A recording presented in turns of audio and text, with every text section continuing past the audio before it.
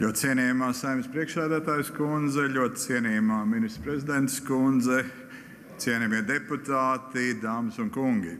Šodien mēs esam sapulcējušies, lai debatētu par premjeras Evikas Siliņas valdības sagatavoto 25. gada Latvijas valsts budžeta un budžeta ietvara 25. un 27. gadam likumprojektu un pavadošo likumprojektu paketi. Likumprojekts nākamajiem gadiem noteiks ne tikai valsts fiskālo politiku, bet arī redzējumu par valsts drošību, ekonomisko noturību pret ārējiem satricinājumiem un tās konkurētspēju. Budžeta veidošanā valdība ir centusies sasniegt divus stratēģiskos mērķus – nodrošināt pienācīgu finansējumu valsts iekšējai un ārējai drošībai, kā arī nodrošināt ekonomiskai izaugsmē nepieciešamos stimulus un iedzīvotāju ienākumu pieaugumu. Budžeta veidošanu ir ietekmējuši trīs fundamentāli ārējie faktori. Pirmkārt, pieaugušā ģeopolitiskā nestabilitāte un fragmentācija, eskalējoties Krievijas iebrukumam Ukrainā un militāriem konfliktiem tuvajos austrumos. Otrs, Eiropas centrālās bankas programma, sekmīga programma, inflācijas ierobežošanai Eirozonā un tai sekojoša Eirozonas valstu, tai skaitā arī Latvijas, ekonomiskās izaugsmes sabremzēšanās. Trešais, kā arī jaunais Eiropas Savienības ekonomiskās pārvaldības modelis valstu parāda ierobežošanai un konkurētspējas ātrākai atjaunošanai, turpmāk nosakot striktus ierobežojumus valstu budžeta izmaksu un deficīta līmeņiem. Neraugoties uz ģeopolitiskās situācijas pasliktināšanos un ekonomiskās izaugsmes sabremzēšanos reģionā, valdība ir sagatavojusi fiskāli sabalansētu un Eiropas Savienības noteikumiem atbilstoši ilgtspējīgu 25. gada budžeta projektu. Par budžeta prioritātēm valsts iekšējai ārējai drošībai un ekonomikas konkurētspēju.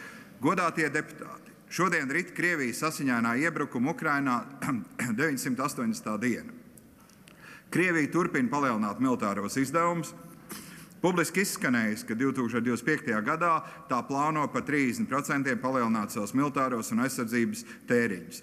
Tādējādi turpinot destabilizēt situāciju Eiropas austrumu flangā, kā arī citviet pasaulē.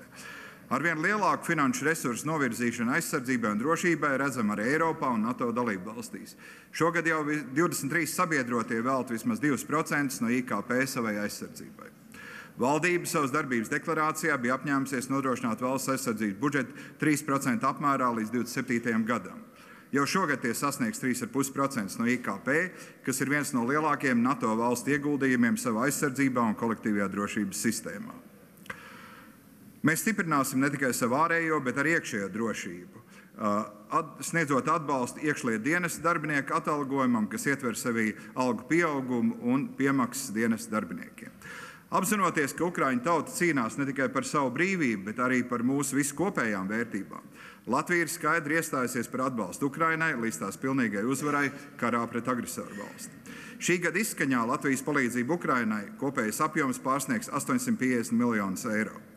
Saskaņā ar valsts prezidenta parakstīto drošības vienošanos 25. gadā, tāpat kā šogad, Latvija sniegs Ukrainai militāro atbalstu 0,25% no IKP apmērā.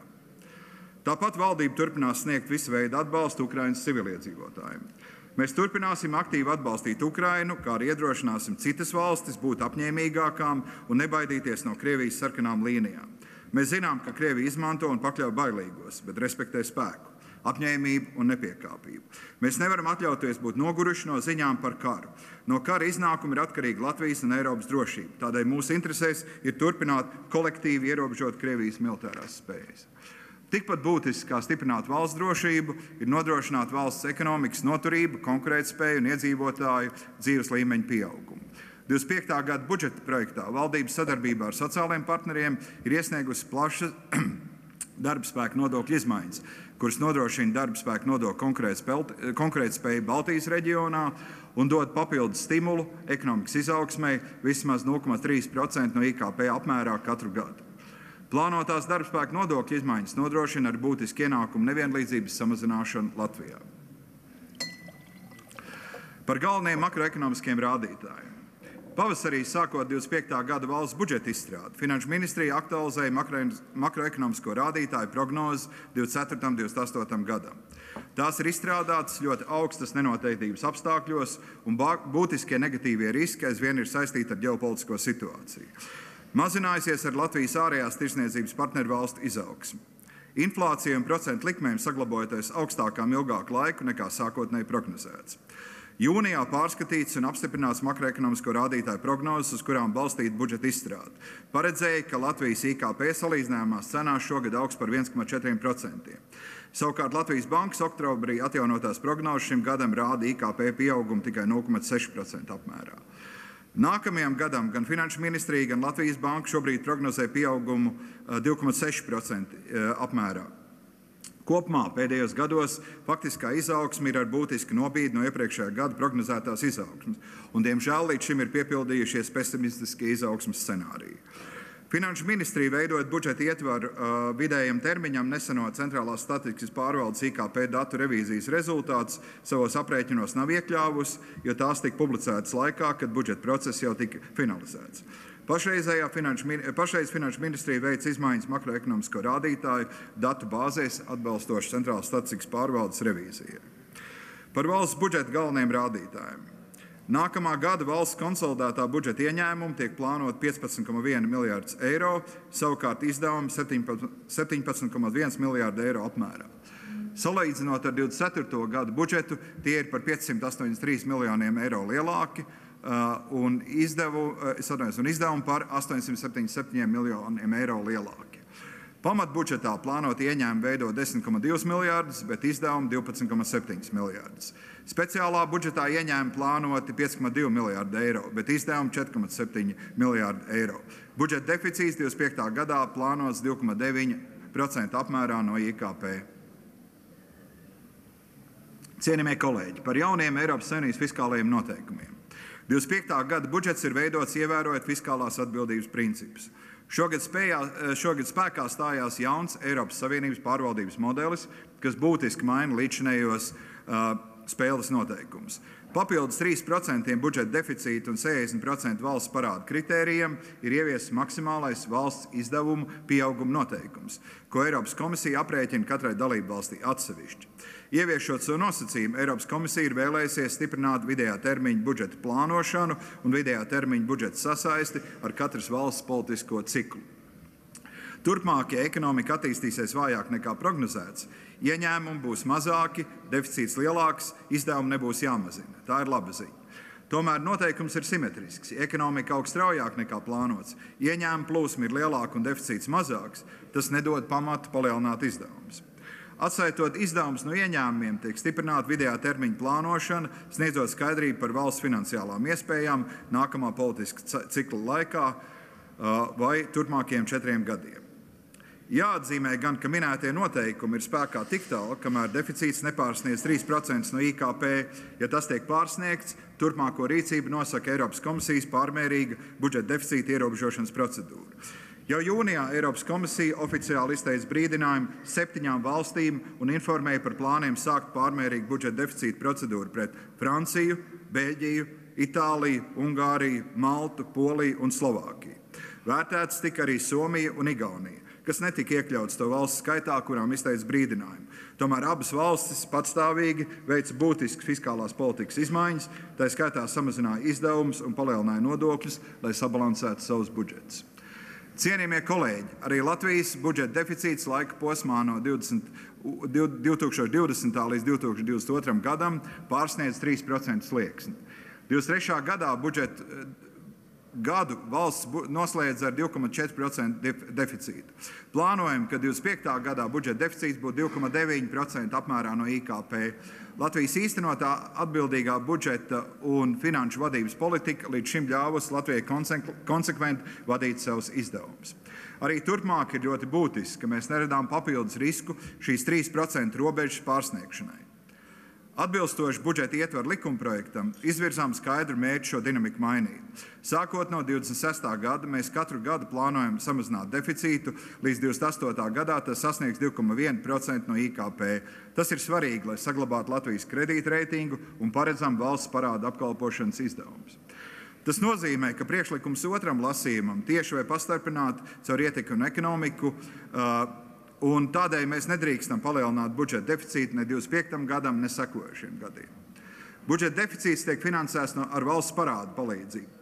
Valsts parāds 25. gadā sasniegs 47% no IKP. Saglabājoties budžeta deficītam vidējā termiņā, parāds diemžēl turpinās augt, sasniedzot jau 50% no IKP 27. gadā.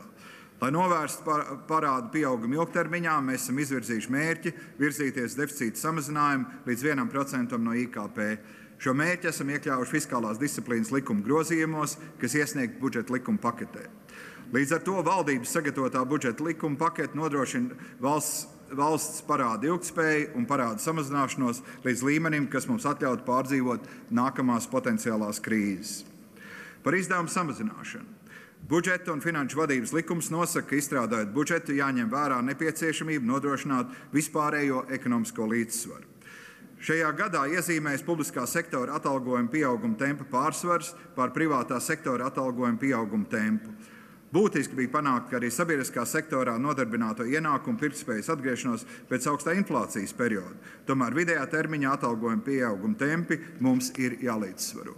Tieši tādēļ, lai nākamajā gadā varētu nodrošināt pieaugušās drošības vajadzības, vienlaicīgi nodrošināt ekonomisko līdzsvaru un neuzliekot būtisks papildus nodokļu slogu tautsaimniecībai, esam izvērtējuši valdības tēriņus.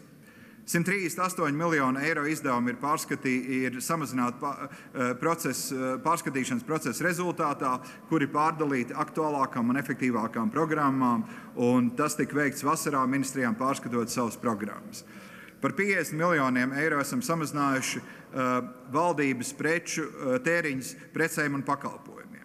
Esam noteikuši sabiedriskā sektora kopējā algu fonda maksimālo pieaugumu 2,6% apmērā, ministrijām atstājot elastības iespēju palielināt atalgojumu tiem strādājošiem, kam tas tiešām ir nepieciešams, piemēram, iekšlietu dienestā strādājošiem. 35 miljoni eiro rasti pārskatot kopbudžeta izdevumus un te ir 16 miljoni speciālā budžeta izdevumus. Budžeta izskatīšanas Nacionāla trīspusējas sadarbības padomes sēdēs laikā tika panākt vienošanās 25. gada laikā turpināt valdības izdevumu pārskatīšanu. Tas nozīmē, ka būs nepieciešamība nopietni vērtēt kopējo nodarbināto apmēru publiskajā sektorā un veikt turpmākus izdevumu un birokrātijas samazināšanas pasākumus. Par valsts budžeta izdevumiem 25. gadā. Papildus finansējums valsts prioritātēm iekšējai un ārējai drošībai. Nākamajā gadā esam spējuši nodrošināt gan finansējumu ikvienam Latvijas iedzīvotājiem tik nozīmīgajās jomās – veselībā, izglītībā, sociālā aizsardzībā, gan tajā paredzēt papildus finansējumu ar valsts drošību saistītiem prioritāriem pasākumiem.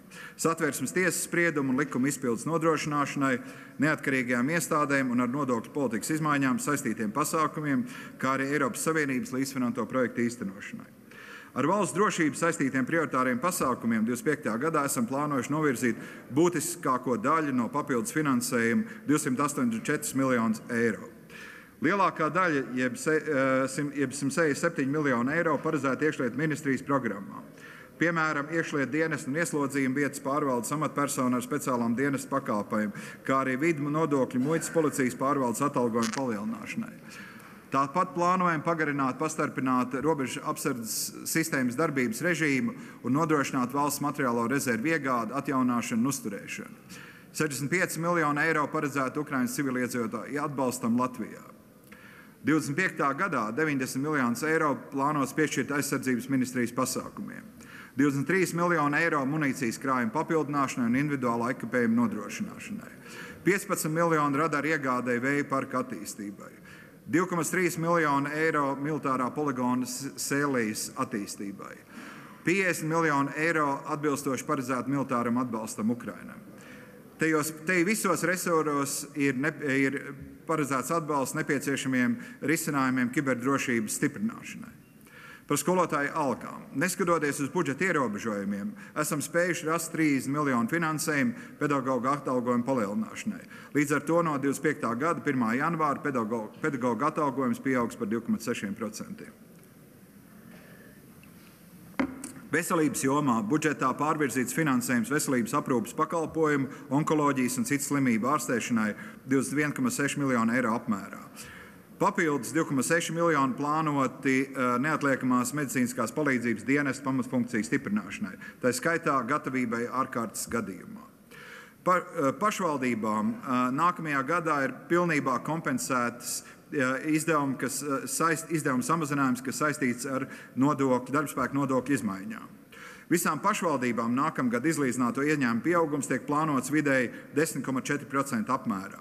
Par 14 miljoniem eiro palielināt arī pašvaldību finansu izlīdzināšanas dotāciju un papildus piešķirt 2,5 miljonu eiro Eiropas Savienības ārējās robežas 5 pašvaldībām. Par Rail Baltica. Valsts budžetē paredzēts finansējums Rail Baltica projektu līdzfinansēšanai un pārvaldības funkcijas nodrošināšanai 15% apmērā no CEF apstiprinātā finansējuma. Aktuālo projektu finansēšanas vajadzību sekšanai šobrīd mēģinām rast iespēju pārvirzīt Eiropas fondu finansējumu. Bet, ja mēs skatāmies ilgtermiņā, kolēģi, mums būtu būtiski jānomaina pieeja šī projekta vadībai un jāpāriet no sapņu projekta pieejas uz reālu finansējumu projektu strukturēšanai. Angliski to sauc par bankability, jeb tādu projektu, ko var finansēt banka. Esmu šobrīd jau atjaunojis sarunas ar Eiropas Investīciju banku, arī šorīt par to runājām, par tās dalību turpmākā projekta strukturēšanā un finansēšanā. Par darbspēka nodokļu politikas izmaiņām. Valdība kopā ar sociālajiem partneriem laika posmā no 2023. gada oktobra līdz 2024. gada jūnijam veica apjomīgas nodokļu sistēmas analīzi un izstrādāja priekšlikumus turpmākiem rīcības virzieniem. Ir pārskatīti PVN, nekustamā īpašuma nodokļi, dabas resursu nodokļi, klimata nodokļi, uzņēmuma ienākumu nodokļus, mazie nodokļu režīmi un ar šiem pārskatiem var iepazīties Finanšu ministrijas mājaslapā. Šajā budžetā pavadošo likumprojektu pakotnē tiek virzītas izmaiņas darbspēka nodokļos, par ko panācām vienošanos ar sociālajiem partneriem. Tā skaitā par mērķiem, konkrētām izmaiņām un kompensējušiem pasākumiem.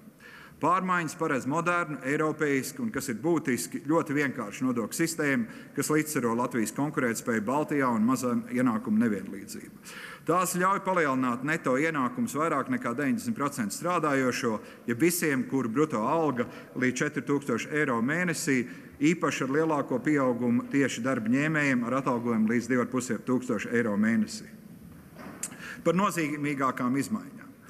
No 2025. gada paredzēts ieviest darba devēju un strādājošo ilgi gaidītu risinājumu, pāriet uz fiksētu, visiem strādājošiem piemērojamu vienādu neapliekamo minimumu. 510 eiro mēnesī nākamgad, 26. gadā 550 un tā tālāk. Un paaugstināt pensionāru neapliekamo minimumu no 500 eiro uz 1000 eiro mēnesī. Paredzēts ienākumiem līdz 105,000 gadā noteikti vienu iedzīvotāju ienākumu nodokļu likmi 25,5%, ienākumiem virs šī līmeņa tiek noteikti otra likme 33%. Tāpatās ir ieviest papildus 3% iedzīvotāju ienākumu nodokļu likme iedzīvotājiem, kuru kopēji ienākumi pārsniedz 200,000 eiro gadā. Būtiski, ka ir panākta darba devēja, darba ņēmēja un valdības trīspusēja vienošanās par minimālās algas un neapliekamā minimuma pieauguma mehānismu. Tas paredz pakāpeniski audzēt minimālās algas proporciju, līdz tā sasniedz 50% no vidējās darba algas valstī. Pakāpeniski pieaugs arī neapliekamais minimums, jeb tā algas daļa, kur netiek aplikta ar nodokļiem, līdz tā sasniegs 80% no minimālās mēneša algas. Lai daļēji kompensētu darbspēka nodokļu izmaiņu radīto samazinājumu budžeta ieņēmumos uz ierobežotu laiku, līdz 28. gadam plānots pārnest 1% no fondētās pensiju schēmas uz pensiju pirmo līmeni. Šī priekšlikuma virzība izraisīja plašas debatas daļā sabiedrības un izgaismoja nopietnas problēmas valsts fondēto pensiju sistēmas pārvaldībā, kuras pilnīgi noteikti būs jārisina tuvākajos mēnešos. Strādājošo vecāku pabalstu paredzēts nākamgad palielināt līdz 75%, pašlaik tas ir 50% no piešķirtā vecāku pabalsta apmēra. Paredzēta arī iedzīvotāju ienākumu nodokļu atvieglojumu koplīgumiem un to paplašināšanu līdz 700 eiro gadā uz katru strādājošo, iekļaujot darbinieku mobilitātes un izmitināšanas atbalstu. Par valsts konkurētspēju un ekonomikas noturību. Darbspēka nodokļu izmaiņu scenārijs vienkāršo nodokļu sistēmu un līdz ar darbspēka nodokļu mazināšanu un algas uz rokas pieaugumu. Tas veicinās privāto patēriņu un investīcijas, līdz ar to kopējo tautsaimniecības izaugsmi. Paredzam, ka darba spēka nodokļa rezultātā tautsaimniecībā nodarbināto iedzīvotāju skaits saglabāsies stabils ap 884 000 līmenī, ar iespēju, ka šie pasākumi ļaus mobilizēt pašlaik jau Latvijā esošo darba spēku un ļaus virzīties uz mērķi 900 000 strādājošo. Eksportspējīgu uzņēmumu izmaksu konkurētspējas saglabāšana strauji augošo darba spēku atalgojumu apstākļos 25. gadā un turpmāk būs būtiski sabalansēts ekonomikas izaugsmes un ilgspējīga budžeta ienākumu nodrošināšanai. Darba spēka nodokļu politikas izmaiņas vienlaicīgi arī nodrošinās ienākumu palielināšanu darba ņēmējiem un pirktspējas atgriešanos, īpaši darba ņēmējiem ar zemākiem ienākumiem, kā arī nabadzības riskam pakļauto personu skaita samazināšanos. Iespēja vienlīdzība ilgtermiņā veido stabilas ekonomikas izaugsmi un noturīgu sabiedrību. Valdības deklarācijā apņēmāmies 25. un 26. gadā turpināt mazināt ienākumu nevienlīdzību un nabadzības riskus. Nākamā gada budžetā nodokļu pārskatīšanā procentuāli visvairāk palielina ienākums mājsaimniecībām ar vidējiem ienākumiem, un ieplānotā minimālo ienākumu sliekšņu paaugstināšana visvairāk ietekmēs mājsaimniecības ar zemiem ienākumiem. Abi faktori kopumā samazina Latvijas Gini koeficientu, kas raksturo ienākumu nevienlīdzību no 33,23 punktiem uz 32,7 punktiem. Tas ir vērā ņemams uzlabojums ceļā uz Latvijas ilgspējas attīstības stratēģijā noteikto mērķi šo koeficientu būtiski samazināt. Tāpat 2025. gada budžetā likumprojektā iekļauts pilnveidots pensiju indeksācijas mehānisms. Tas palielina valsts pensijas indeksējumās daļas apmēru, jo šobrīd tā ir 50%, tad likums nosaka 100% no iepriekšējā kalendāra vidējās apdrošināšanas iemaksas algas valstī. Papildus 2,4 miljonus plānos novirzīt valsts sociālā nodrošinājuma pabalstam pensijas vecuma iedzīvotājiem un cilvēkiem ar invaliditāti. Savukārt papildu 23,8 miljonus eiro atbalstam enerģijas izmaksu sekšanai aizsargātiem lietotājiem. Tas viss attiecās uz nevienlīdzības mazināšanu valstī, kur tiešām valdība ir spērusi būtiskus soļus, lai šo jautājumu risinātu. Par Eiropas fondiem. Latvijas ekonomikas attīstībai 25. gadā Eiropas fondu, tā skaitā atvesļošanas fonda investīcijām, budžetā būs pieejami 1,48 miljārdi eiro. Šie fondi joprojām Latvijā ir nozīmīgākās investīcijas, kas veido 50% no kopējā publiskā finansējuma. Viena no nākamā gada prioritātēm joprojām būs tieši jauno investīciju ātrāk ieplūšana Latvijas ekonomikā. 25. gada būtiskākie Eiropas fonda ieguldījumi plānot klimata pārmaiņu mazināšanai 369 miljonu eiro, tā skaitā ieguldījumi sabiedriskā transportā, enerģijas tīklu modernizācijā, energoefektivitātes paaugstināšanā dzīvojamās mājās, publiskajās ēkās un siltumapgādē. Plānots ievērojams atbalsts nevienlīdzības mazināšanai un sociālās iekļaušanas veicināšanai. 205 miljonu eiro tāpat plānota industriālo parku attīstībai un ceļu rekonstrukcijai reģionos, kā arī zemes īres cenas mājokļiem un ilgstošas sociālās aprūpes pakalpojumu noturībai. 166 miljonu eiro būs pieejami veselības aprūpei, kas paredz ieguldījums ārstniecības iestāžu, tostarp reģionālo slimnīcu, infrastruktūras pārbūvei un veselības aprūpes ilgtspējai. 25. gadā mums būs jāpieņem lēmums par Eiropas fonda elastības finansējumu novirzīšanu. Tie ir 655 miljoni, kas investīcijām kļūst pieejami pēc vidusposma novērtējuma 25. gadā. Par solidaritātes iemaksu. Solidaritātes iemaksu redzam kā vienu no līdzekļiem, lai veicinātu kreditēšanas visas tautsaimniecības attīstību. Lai arī pēc Latvijas bankas informācijas lielajām bankām līdzekļu kreditēšanai ir pieejama, Latvijā kreditēšana ilgstoši ir bijusi vāja. Ja mēs salīdzinām Eiropas Savienības rādītājus, tad vidēji tā pārsniedz 50% no IKP, Latvijā tie ir knapi 27%. Tādēļ, balstoties Lietuvas pieredzē, esam izstrādājuši solidaritātes iemaksas likumu, lai nacionālās drošības riska apstākļos solidāri ar visu Latvijas sabiedrību rastu papildus līdzekļu valsts nacionālās drošības fiskālo vajadzību nodrošināšanu. Protams, no bankām tas prasīs spēcīgi pārskatīt savu kreditēšanas pieeju un principus, uzņemoties iniciatīvu plašāk skatīties reģioniem un aktīvāk strādāt ar klientiem. Tomēr tas būs iegūms iedzīvotājiem un uzņēmējiem. Citi ekonomikas stimulējošie procesi. Pastāvot ierobežotiem darbspēka resursiem, ekonomikas izaugsmē arvien būtiskāka loma ir produktivitātes pieaugumiem, pieaugumam uzņēmumiem, aktīvāk veicot procesu automatizāciju un ieviešot inovācijas. Liela investīcija projektu attīstībai ekonomikas ministrijas budžetā altuma programmām aizdevumiem ir paredzēta 30 miljonu eiro nākamajā gadā. Lai veicinātu finansējumu pieejamību, ir būtiski turpināt iesākto virzību uz kapitāla tirgus attīstību, kur izšķirīga loma ir valsts un pašvaldību kapitāla sabiedrība aktīvai dalībai kapitāla tirgū, veicinot pašu uzņēmumu labu pārvaldību, radot ieguldījumu iespēju sabiedrībai, pensiju fondiem un citiem investoriem, un veicināt uzņēmumu izaugsmu un kopējo ekonomisko attīstību. Kolēģi, Latvijai ir nepieciešama noturīgas ekonomikas izaugsme. Tam jābūt mūsu fokusā. Esam uzsākuši labas iestrādes. Pateicoties Latvijas valdības un iestāžu veiktajiem pasākumiem pret finanšu sistēmas apdraudējumiem, ko izraisīja ABLV banka darbība, ASV valsts kases finanšu noziegumu apkarošanas tīkls ir atsaucis lēmumu projektu pret banku un būtībā visu Latvijas finanšu sistēmu. Latvija gatavojas Eiropas padomes noziedzīgi iegūt līdzekļu legalizācijas un terorismu finansēšanas novēršanas pasākumu novērtēšanu ekspertu komisijas Moneyval 6. novērtēšanas kārtai, kuras rezultāts plānots saņemt 25. gada nogalē. Esam uzsākuši darbu pie kapitāla tirgus iekustināšanas, kam Latvijā ir milzīgs neizmantots izaugsmes potenciāls. Mums ir izveidota laba kapitāla tirgus infrastruktūra un regulējums, bet ir svarīgi attiecināt kopējo ekosistēmas attīstību un īpaši palielināt tirgus apjomu, ko var sasniegt biržā ienākot jauniem, tā skaitā valsts uzņēmumiem. Mājokļu kreditēšanā ir redzama būtiska sakustēšanās un redzamas pozitīvas vēsmas. Savu aktivitāti nopietni ir palielinājusi Latvijas Investīciju un attīstības aģentūra. Nesenās vizītes Amerikā, Vācijā, daudz citas šobrīd ir radījuši investoru interesi par Latviju un šobrīd tiek izskatīti nopietni investīciju projekti Latvijā.